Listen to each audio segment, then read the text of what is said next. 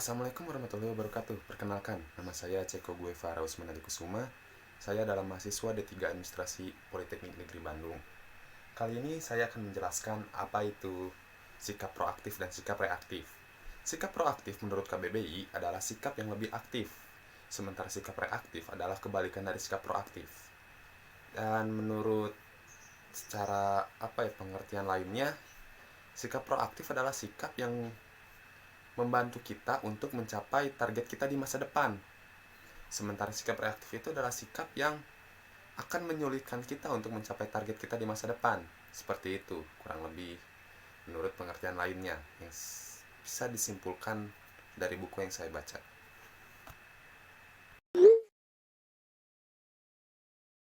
Selanjutnya, kita akan membahas tentang ciri-ciri orang yang proaktif dan ciri-ciri orang yang reaktif. Ciri-ciri orang yang proaktif itu bertanggung jawab atas dirinya sendiri dan memiliki prinsip bahwa aku bisa. Dia tidak mudah tersinggung, dia selalu berpikir sebelum bertindak, dia selalu berusaha, dia menjadikan kegagalan sebagai kemenangan. Dia cepat pulih kalau terjadi sesuatu hal yang buruk, selalu mencari jalan untuk menjadikan segalanya terlaksana, tetapi mereka itu fokus pada hal-hal yang bisa mereka ubah dan tidak mengkhawatirkan pada hal-hal yang tidak bisa mereka ubah. Sedangkan orang yang reaktif itu orangnya merasa diri menjadi seorang korban. Mudah tersinggung, mudah menyalahkan, mudah marah, suka merengek dan berkeluh kesah, pasif, berubah hanya jika terpaksa dan perlu, menunggu segalanya terjadi kepada mereka.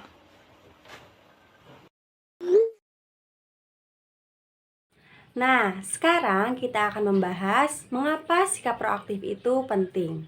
Sikap proaktif sangat berguna bagi manusia terutama dalam menghadapi sebuah rintangan, masalah, maupun dalam berinteraksi dengan orang lain.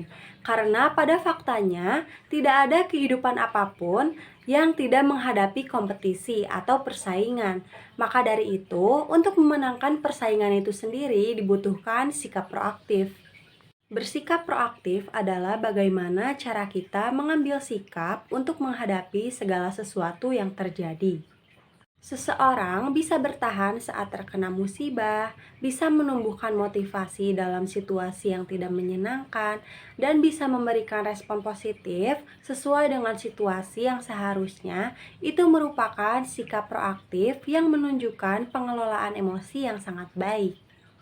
Apabila kita sudah bisa bersikap proaktif terhadap segala sesuatu yang terjadi, maka hidup kita akan terkendali karena kita sudah bisa bertanggung jawab atas sikap kita di masa lalu, di masa sekarang, dan masa yang akan datang. Nah, untuk selanjutnya aku akan menyebutkan apa aja sih manfaat yang kita dapatkan ketika kita bersikap proaktif. Yang pertama, kita akan bertanggung jawab atas pilihan-pilihan yang telah kita tentukan. Yang kedua, kita tidak akan mudah tersinggung. Yang ketiga, kita akan fokus pada satu hal yang bisa kita ubah. Dan yang terakhir, kita akan bangkit lagi ketika kita merasa terpuruk. Berita di jam kos nih, kita lihat ada notif apa ya. Oh, di grup teknik sipil Pak Ceko ngirim tugas bikin denah rumah minimalis. Waalaikumsalam. Baik Pak. Oke, aku kerjakan. Apa ya? Oh, aku punya ide untuk rumah minimalisnya. Aku mau ada rooftop, ada kamar 2, ada ruangan tamunya, itu pasti ya. Terus ada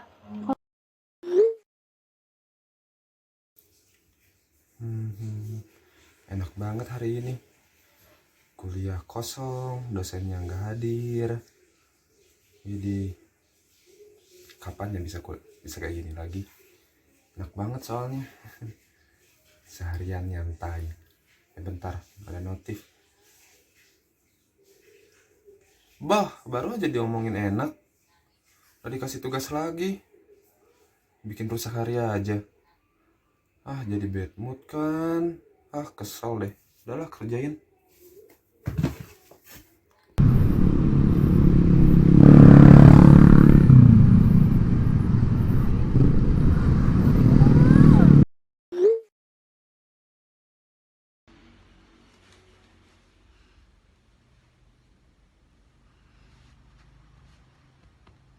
Sabar.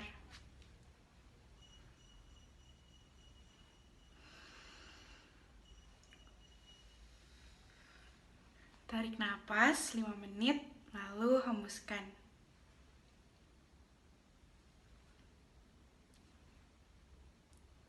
Tentukan pilihan kamu setelah berpikir.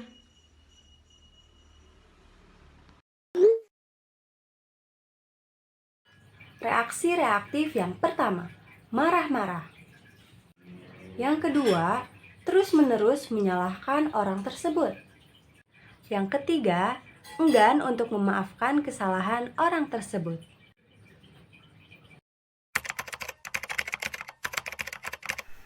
Saya sudah bersikap proaktif atau tidak?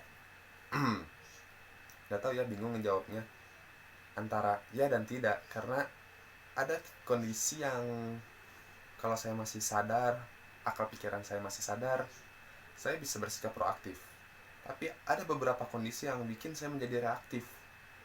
Seperti jika emosi saya sudah meluap-meluap, saya bahkan cenderung sangat reaktif, seperti marah-marah.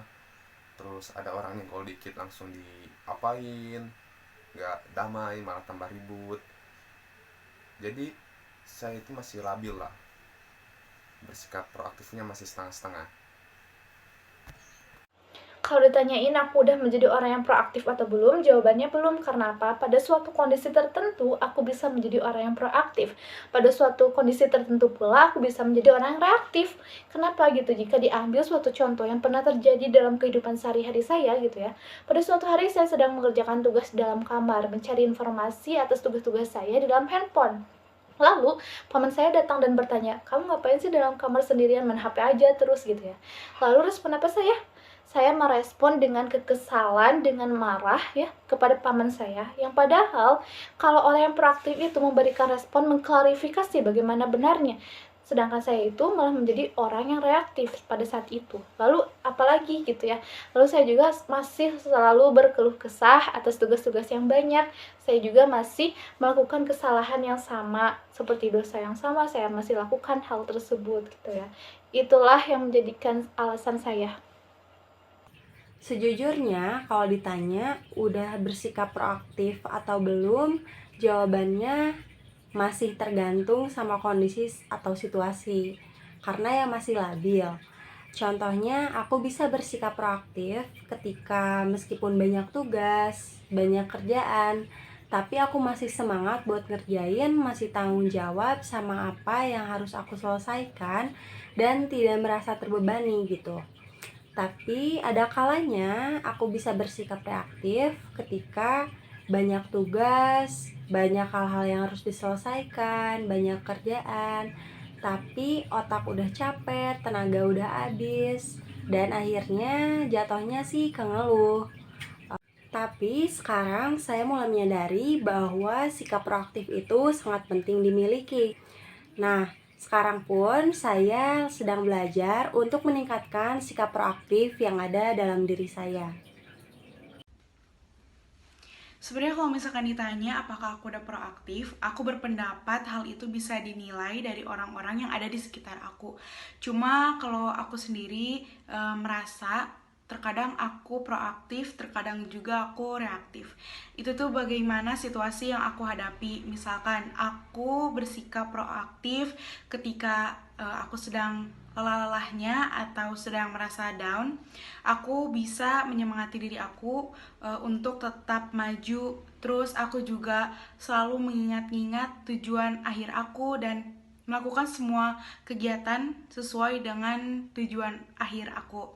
Nah, kalau misalkan saat reaktif, aku terkadang masih suka mengeluh, terus juga aku belum bisa mengontrol emosi. Tapi hingga saat ini aku masih belajar dan terus berusaha untuk menjadi proaktif.